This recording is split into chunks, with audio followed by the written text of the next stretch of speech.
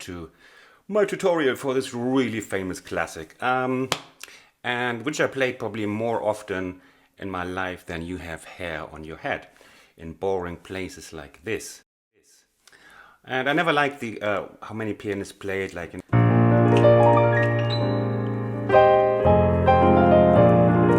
not missing. Can't stand it. I always liked it a bit more intimate, a bit more with style and taste. Let's do it.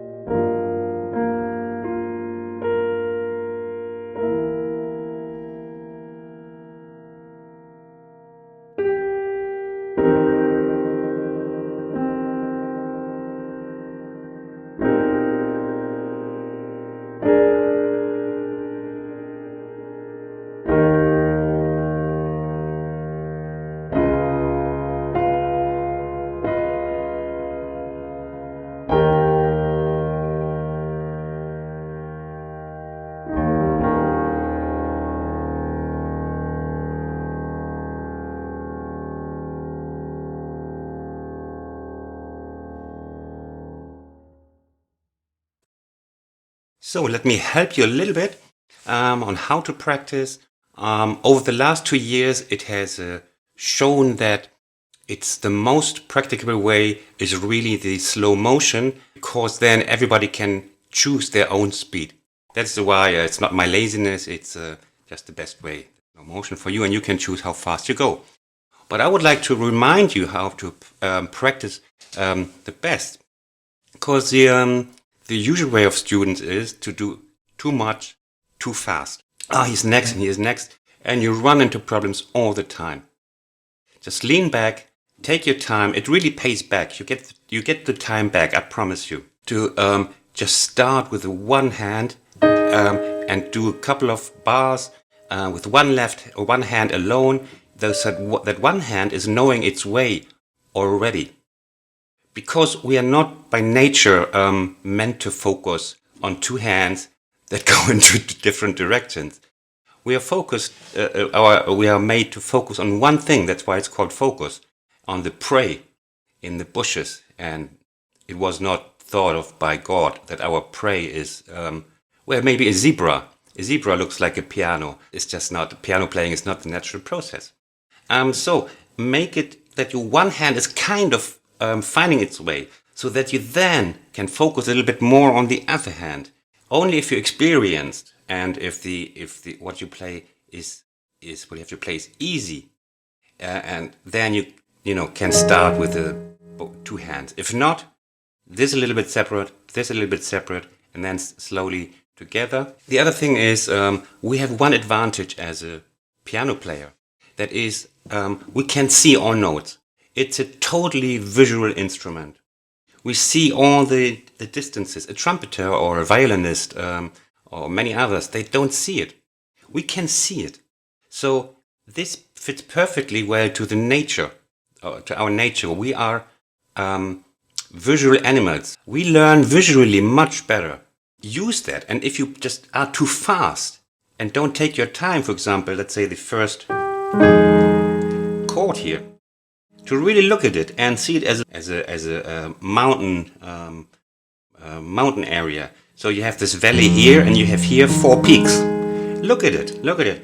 With my students, I very often do like I say, take your hands off the keyboard, and I say, do you see the chord? Visualize it. Can you see it? And then now you can touch it, because now you're in control. Okay, play it. instead of, no, where was it? Do you see the C minor chord? Yes, I see it, master.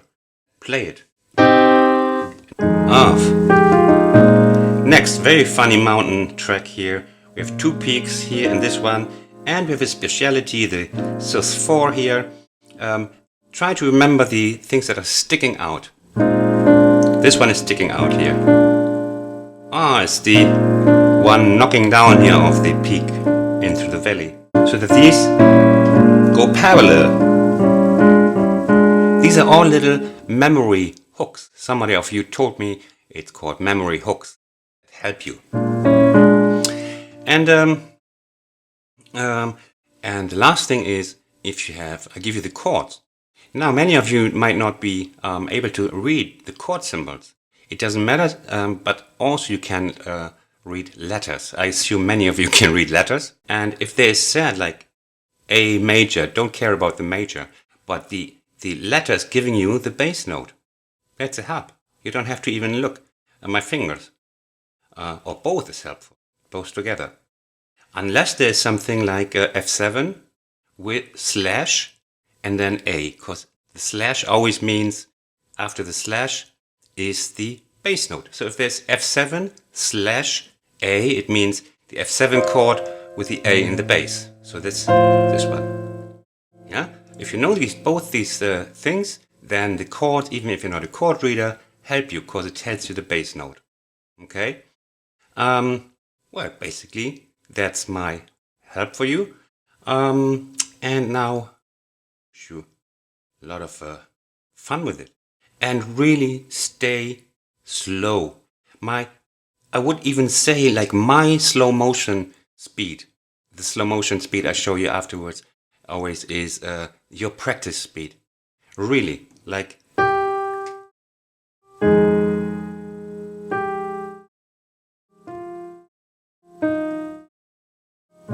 Because at this slow tempo, you have time to visualize.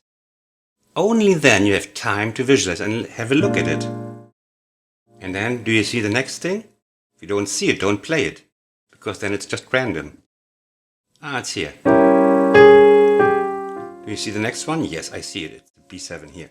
And you only can do this when you're playing very slow. The tempo will come, the speed will come by itself. Okay? Take care. From Berlin. I hope you liked my video and that you learned something. And now you can subscribe. Just press this subscribe button or click on another of my videos on this side. Thanks for watching. See you next time. Bye bye.